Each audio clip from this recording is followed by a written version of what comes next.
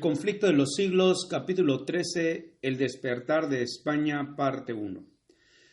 Los comienzos del siglo XVI coinciden con el periodo heroico de la historia de España, el periodo de la victoria final sobre los moros y de la romántica conquista de un nuevo mundo, periodo en que el entusiasmo religioso y militar elevó el carácter nacional de un modo extraordinario. Tanto en la guerra como en la diplomacia y en el arte de gobernar, se reconocía y temía la preeminencia de los españoles. A fines del siglo XV, Colón había descubierto y reunido a la corona de España territorios dilatadísimos y fabulosamente ricos. En los primeros años del siglo XVI fue cuando el primer europeo vio el Océano Pacífico, y mientras se colocaba en Aquisgrán la corona de Carlomagno y Barbarroja sobre la cabeza de Carlos V, Magallanes llevaba a cabo el gran viaje que había de tener por resultado la circunnavegación del globo, y Cortés hallábase empeñado en la ardua conquista de México. 20 años después, Pizarro había llevado a feliz término la conquista del Perú.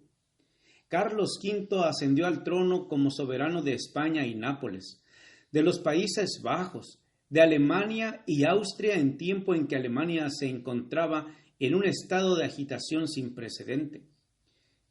Con la invención de la imprenta, propagóse la Biblia por los hogares del pueblo, y como muchos aprendieran a leer para sí la palabra de Dios, la luz de la verdad disipó las tinieblas de la superstición como por obra de una nueva revelación.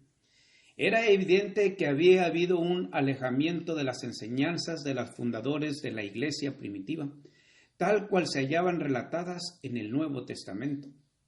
Entre las órdenes monásticas, la vida conventual habíase corrompido al extremo de que los monjes más virtuosos no podían ya soportarla. Otras muchas personas relacionadas con la Iglesia se asemejaban muy poco a Jesús y a sus apóstoles. Los católicos sinceros que amaban y honraban la antigua religión se horrorizaban ante el espectáculo que se les ofrecía por doquiera.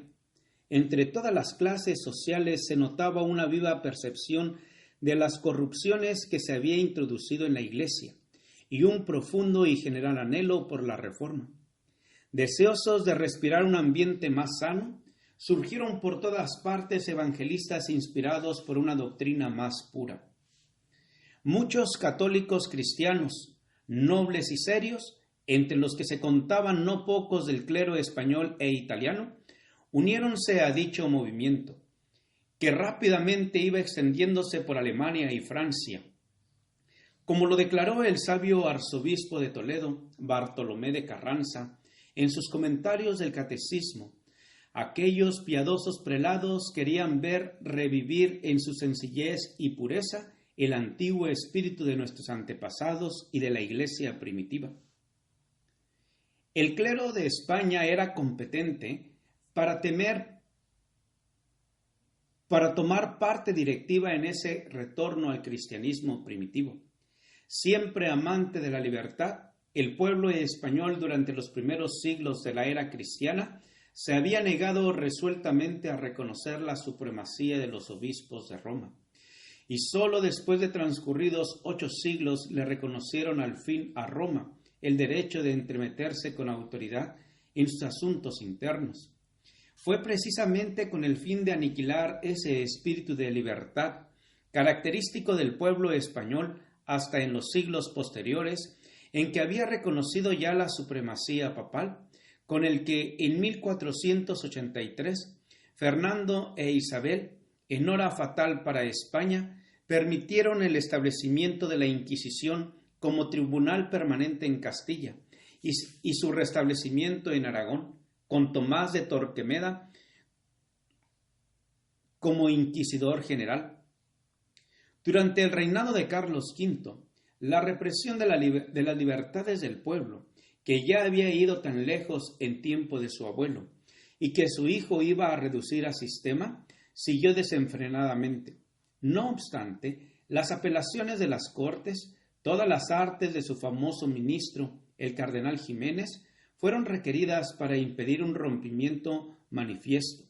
Al principio del reinado del monarca, 1520, las ciudades de Castilla se vieron impulsadas a sublevarse para conservar sus antiguas libertades.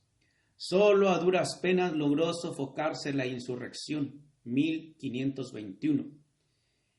La política de este soberano consistía, como había consistido la de su abuelo Fernando, en oponerse al espíritu de toda una época, considerando tanto las almas como los cuerpos de las muchedumbres como propiedad personal de un individuo.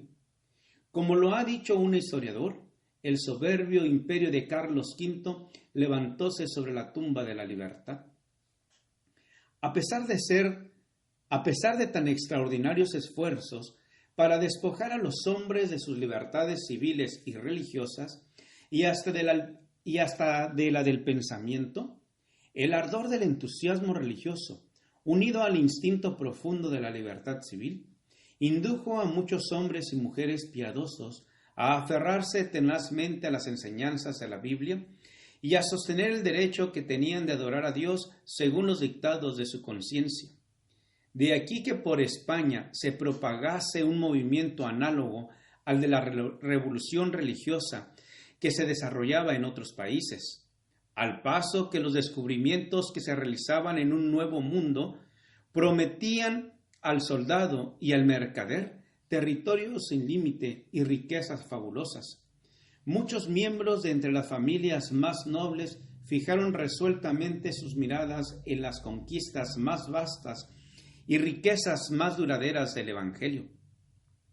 Las enseñanzas de las Sagradas Escrituras estaban abriéndose paso silenciosamente en los corazones de hombres como el erudito Alfonso de Valdés, secretario de Carlos V, su hermano Juan de Valdés, secretario del virrey de Nápoles, y el elocuente Constantino Ponce de la Fuente, capellán y confesor de Carlos V, de quien Felipe II dijo que era muy gran filósofo y profundo teólogo, y de los más señalados hombres en el púlpito y elocuencia que ha habido de tiempos acá.